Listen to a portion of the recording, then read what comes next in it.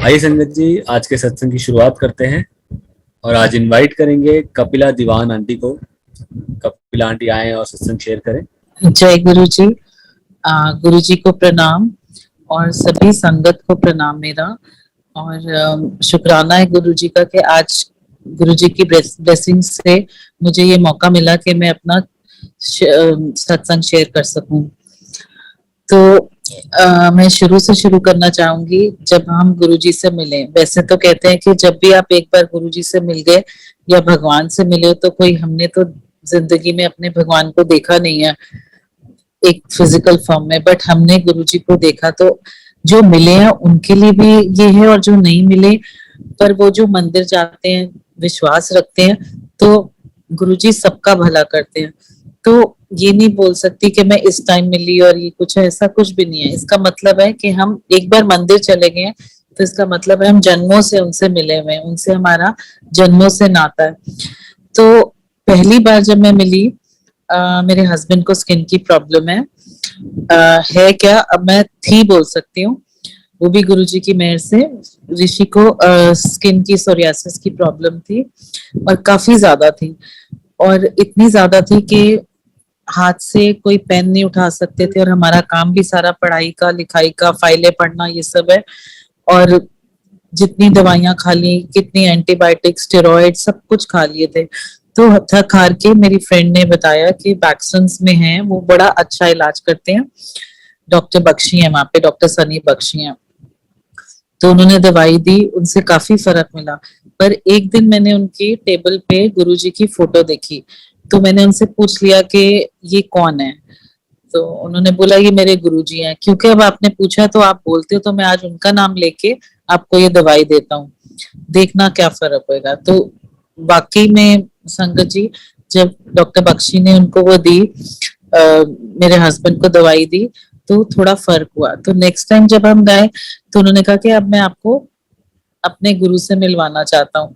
तो वो इतने अच्छे इंसान है डॉक्टर बख्शी, और उनकी वाइफ भी सीमा।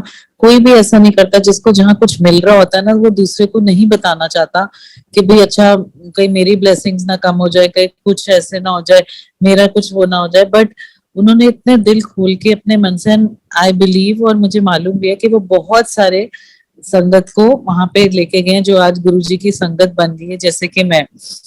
तो वो हमें लेके गए। तो जैसे ही हम वहां पहुंचे, तो हम रास्ते में, मेरे हस्बैंड ने बोला कि तुमने कहाँ फंसा दिया, मैं किसी गुरु पे नहीं जाना चाहता। जैसे हमारा जो भी हम पढ़ लिख लेते हैं तो हमारे दिमाग में यही होता है कि हमें कुछ, कोई गुरु वो नहीं है, सब सिर्फ भगवान है। और मेरे हस्बैंड एक्चुअली में बिलीव करते थे कि मेरा काम ही मेरा भगवान है, और भगवान ही बस काम है, बस अपने दिल से मन से करो।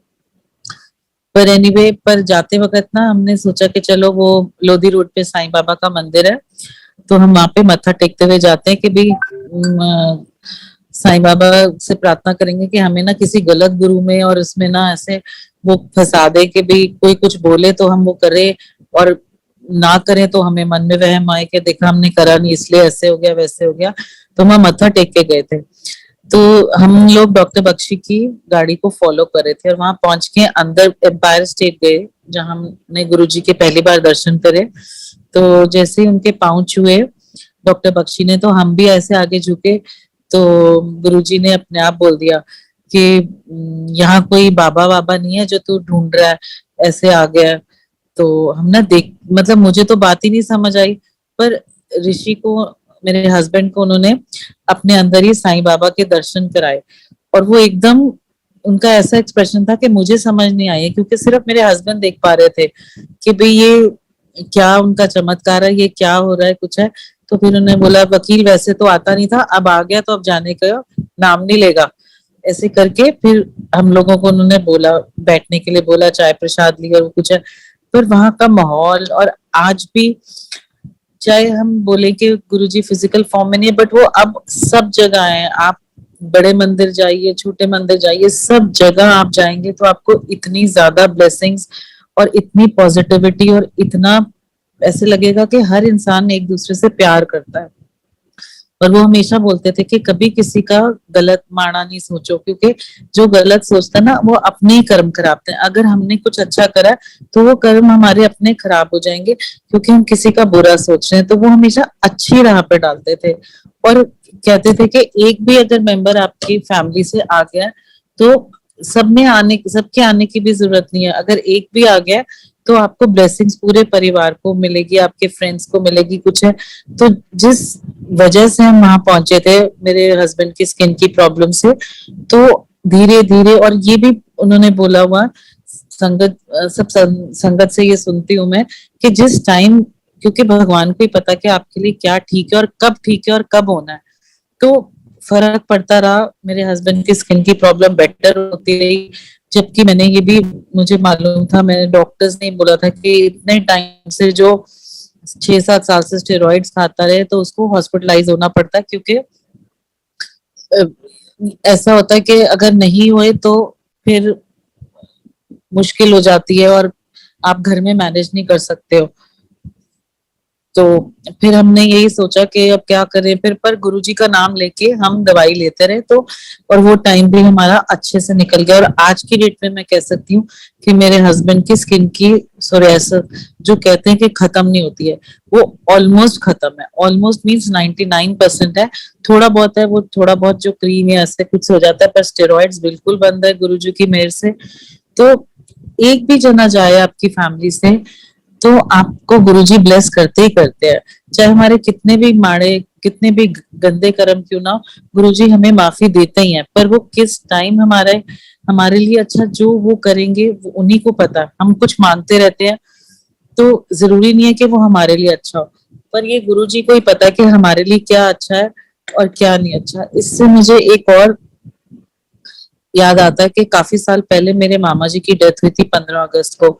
तो मेरे मामा जी पंचकुला रहते हैं, तो मेरी मम्मी बहुत रो रही थी कि मुझे आज ही जाना है, और उस वक्त मौसम बहुत ही खराब था। तो पर फिर क्योंकि उन्होंने फिर मुझे डांट लगा दी कि किसी को नहीं जाना, मेरे साथ तो रहने दो, मैं चली जाती हूँ। तो मुझे लगा कि नहीं, मुझे तो जाना चाहिए अपनी मदर के साथ, तो मैं उनके साथ चलेगी। तो लास्ट में पंचकुला पहुंचने में जब उनका ब्लॉक आना था, वहां उनके ना कोई खुदाई और कुछ कुछ हो रहा था।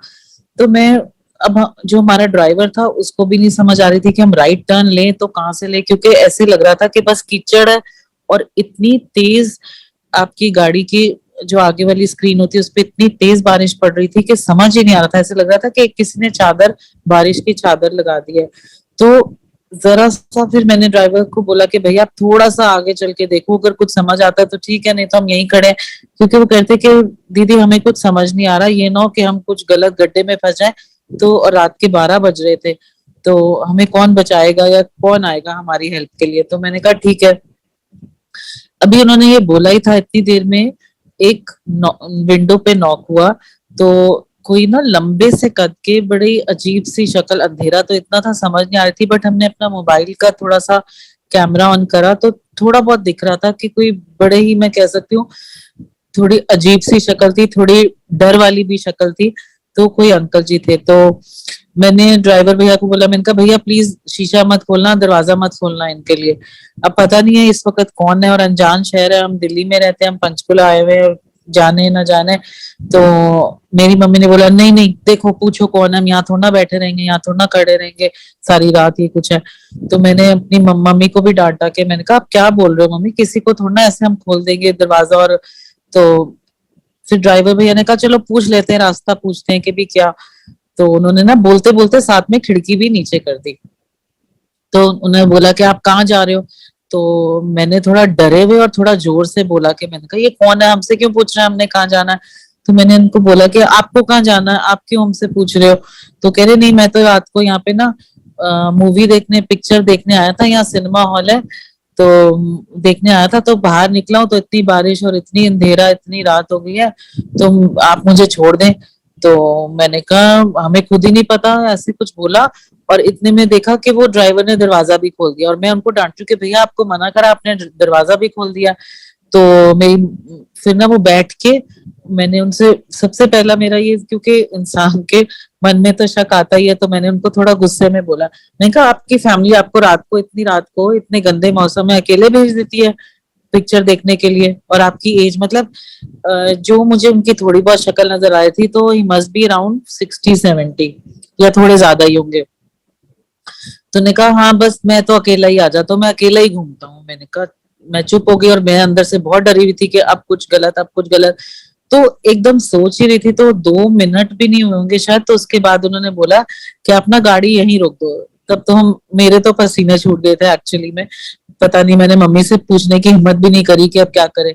तो उन्होंने बोला कि ऐसा है कि अभी बस यहाँ से 5 गिनो और राइट मुड़ जाना, राइट मुड़ के 10 गिनना, फिर से राइट मुड़ जाना, बीच में गाड़ी नहीं रोकनी, और मैं यहाँ उतर जाता हूँ, मेरा घर सामने ही है।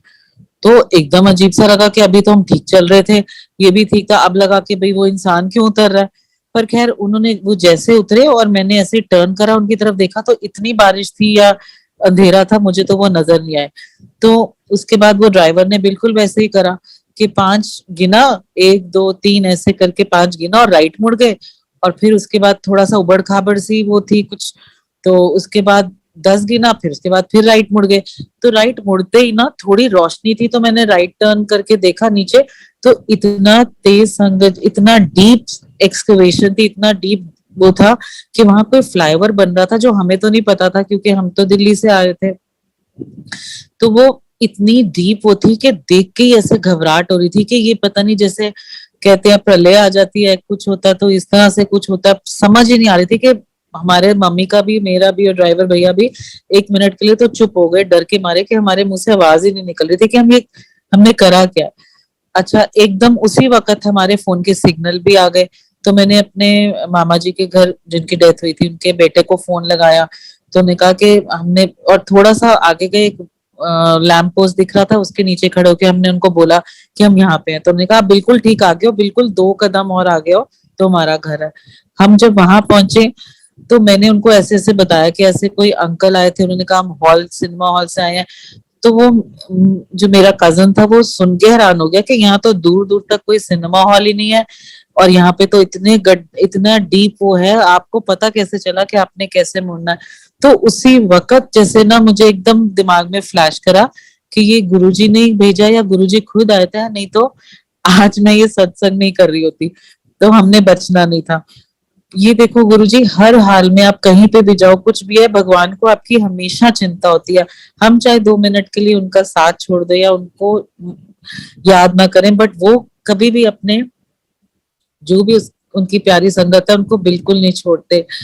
तो इस तरह से एक तो ये हुआ, और जो मेन, जो आज मैं सत्संग करना चाहती हूँ, अपनी बेटी का करना चाहती हूँ, जिस जो गुरुजी की मेहर से डॉक्टर बन गई है, उसने देहरादून से अपनी एमबीबीएस करी है।